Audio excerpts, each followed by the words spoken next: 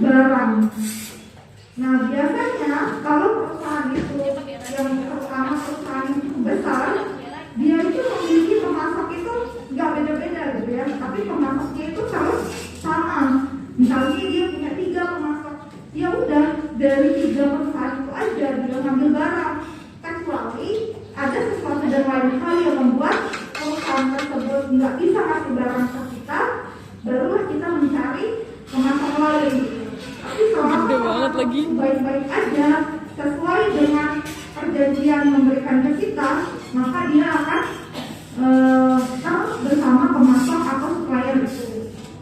Kemudian begitu juga dengan pelanggan. Jadi terutama perusahaan-perusahaan dagang misalnya kayak grosiran gitu ya, itu kan biasanya pelanggannya juga banyak pelanggan tetap yang mungkin nanti berbelanja dengan jumlah yang besar, tapi mungkin pembayarannya nanti tidak secara tunai, tapi pembayarannya secara kredit. Ya, jadi nanti akan sering muncul di akun-akun kita bahwa kita menjual secara kredit ke pihak A misalnya atau ke pihak B dan seterusnya. Nah, jadi dalam hal ini kita akan mencatat juga siapa saja orang-orang atau pelanggan yang sering berbelanja ke kita, sehingga nanti kita bisa lihat kalau dia ngutang ke kita atau dia membelinya secara kredit, kita bisa lebih mudah mereka berapa piutang kita ke pelanggan-pelanggan itu. Nah, jadi selain kode rekening tadi, kita juga membuat kode pelanggan.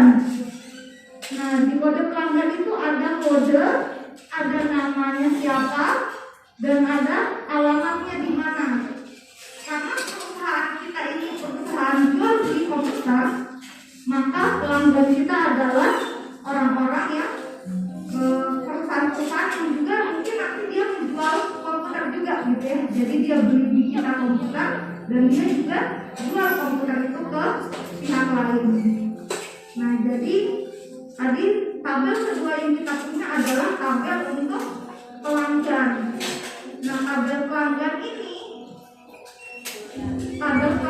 juga akan kita beri nama. Tadi gimana cara kita beri nama ke tabel? Di blok, kemudian di file name, ya kita pilih menu formula, kemudian pilih define name. Ya, silahkan dikasih nama misalnya pelanggan. Ya, di pelanggan nanti kita bisa klik OK. Nah, ini karena saya sudah kasih nama, jadi saya nggak klik OK, tapi kita bisa cek di name manager.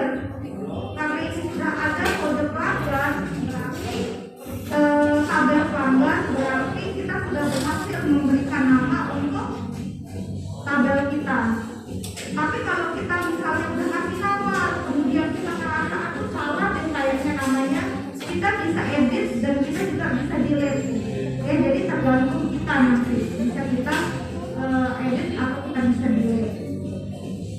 Kemudian setelah kode untuk pelanggan, kita masuk ke kode pemasok. Nah, kode pemasok seperti yang saya jelaskan tadi bahwa biasanya perusahaan dagang itu dia punya supplier atau pemasok yang terus-menerus menjadi pemasok kita. Nah, ini pemasok kita adalah ada 3, ya, ada PT Elektrik, PT Jayapon, dan PT Komputer.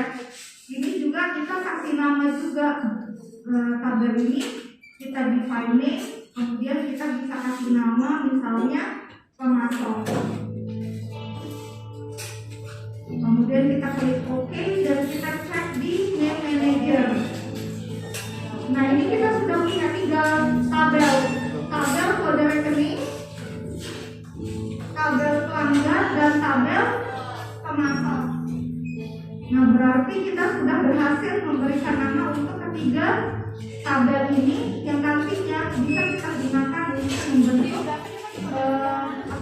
untuk melakukan pencatatan pada berbagai siklus akuntansi. Oke. Sekarang silakan buka modulnya yang praktikum 1.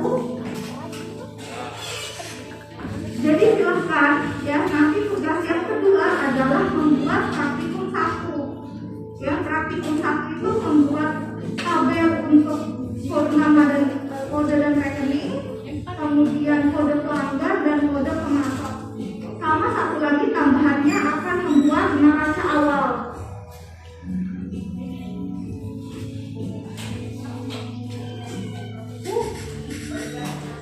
Ya, ya jadi ada di praktikum 1 itu ya ada memberikan nama untuk kode tabel, kode nama rekening, kemudian kedua adalah kode pemasok, kode pelanggan, yang ketiga adalah kode pemasok. Setelah kita membuat 3 tabel itu, kita akan membuat neraca awal menggunakan rumus VLOOKUP seperti yang sudah kita pelajari sebelumnya. Cara mengerjakannya silakan nanti bisa dicek di modul. Iya, terus yang kedua.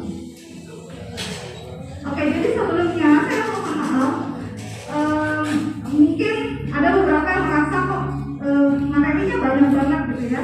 Di pertemuan awal materinya banyak banget.